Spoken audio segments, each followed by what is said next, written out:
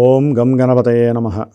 ఓం జ్ఞానానందమయం దేవం నిర్మలస్ఫటికాకృతిం ఆధారం సర్వవిద్యానాం శ్రీ హయగ్రీవముపాస్మహే. మిథున రాశి వారికి ఆగస్టు 17 నుంచి సెప్టెంబర్ 17వ తేదీ వరకు కూడా సూర్యుడు తన యొక్క స్వంత క్షేత్రంలో మూల త్రికోణ రాశిలో 3వ రాశిలో సంచారం అత్యంత శుభప్రదము.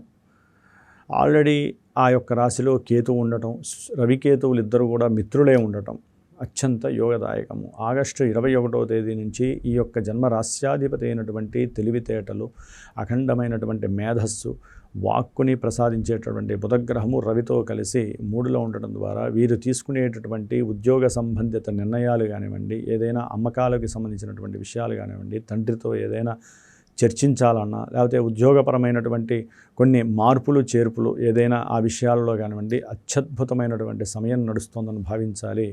అంటే వీరికి వారి యొక్క స్వశక్తి మీద ఆత్మ నిగ్రహత పెరుగుతుంది, ఆత్మ పరిశీలన చేసుకుంటారు, ప్రేమ అనురాగాలకి తావించేటటువంటి రోజు.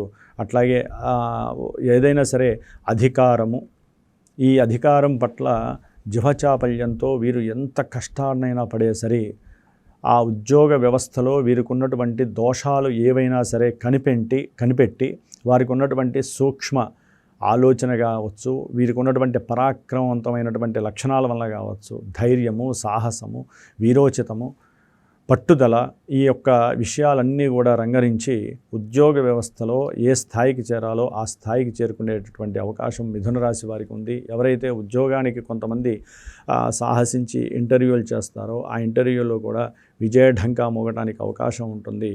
అంటే ఈ యొక్క మిథున రాశి వారికి ఈ నెలలో మరి సంతానానికి సంబంధించినటువంటి విషయాలలో కూడా వీరి యొక్క ఆలోచన చాలా చాలా పవిత్రంగా ఉంటుంది.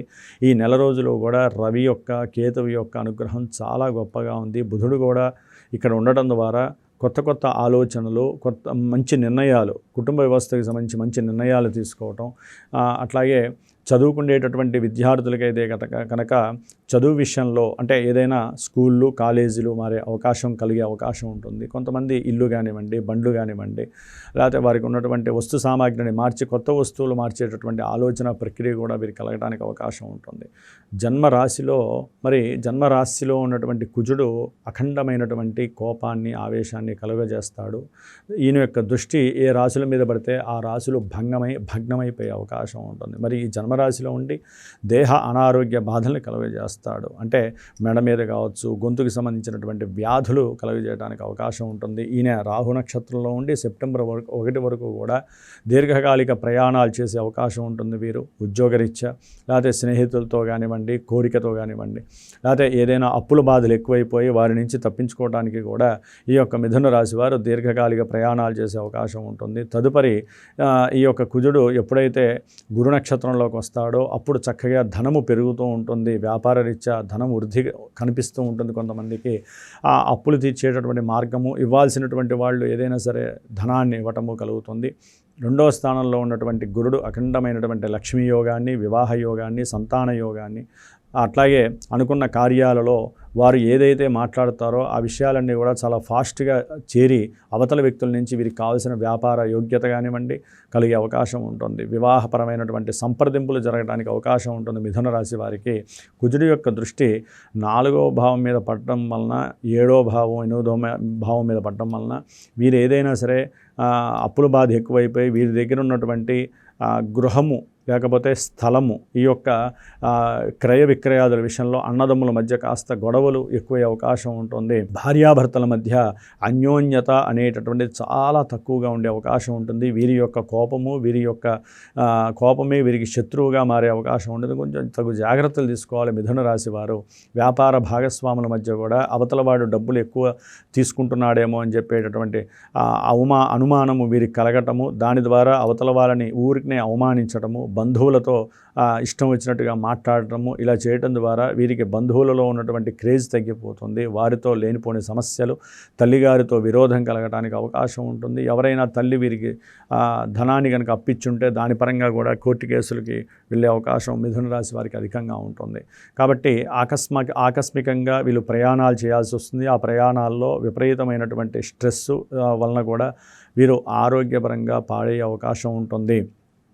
రుణాలు తీర్చడానికి ఎన్ని ఆలోచనలు చేసినప్పటికీ కూడా వీరికి రావాల్సిన ధనము చేతి దాకా వచ్చినట్టే ఉంటుంది, కానీ అవి మిస్ అయ్యే అవకాశం ఉంటుంది.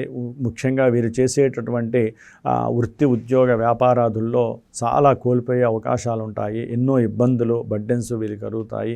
వీరి కింద వీరి చుట్టూ ఉన్నటువంటి వాళ్ళే వీరిని మోసం చేసేటటువంటి పరిస్థితులు కూడా కనబడుతున్నాయి. వీరికి పూర్తిగా మరి శుక్రుడు వీరికి చతుర్థంలో నీచ స్థితిలో ఉంటాడు కన్యారాశిలో. దాదాపుగా విద్యార్థులకి ఇది అవయోగనం అనే చెప్పుకోవాలి. సెప్టెంబర్ 2 వరకు విద్యార్థులు జాగ్రత్తగా ఉండండి. చదువు యందు ఆపేక్షని కోల్పోకండి. లేనిపోని వ్యవస్థల వైపు, లేనిపోని ఆలోచనలతో మీరు గనక దుర్వ్యవస్థలకి దగ్గరమైతే సమస్యలు అధికమవుతాయి. అట్లాగే ప్రేమికులకి ప్రేమలో భంగము తప్పనిసరి. సెప్టెంబర్ 3 తర్వాత ప్రేమికులకి విజయోత్సవం కలుగుతుంది. ఈ యొక్క మిథున రాశి వారికి జన్మరాశిలో కుజుడు కుజదోషాన్ని కలుగజేస్తూ ఇన్ని రకాలైనటువంటి ఉపద్రవాల్ని కలుగజేస్తున్నాడు కాబట్టి కాస్త కుజగ్రహానికి సంబంధించినటువంటి జపము చేయించుకోవటము, దానం ఇప్పించుకోవటము, హోమం చేయించుకోవటం ద్వారా వీరి జన్మజాతకంలో ఏదైనా వివాహపరమైన ఆటంకాలు కానివ్వండి, సంతాన రీత్యా ఇబ్బందులు, ప్రయాణాల రీత్యా ప్రమాదాలు కానీ, అప్పుల బాధలు కానీ, లేకపోతే భూ సంబంధితమైనటువంటి ఇష్యూస్ ఏమున్నా సరే తొలగిపోవడానికి అవకాశం ఉంటుంది.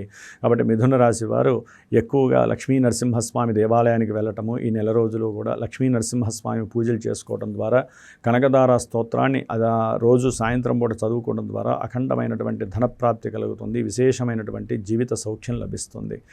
ఓం నమో లక్ష్మీ నారసింహాయ నమః.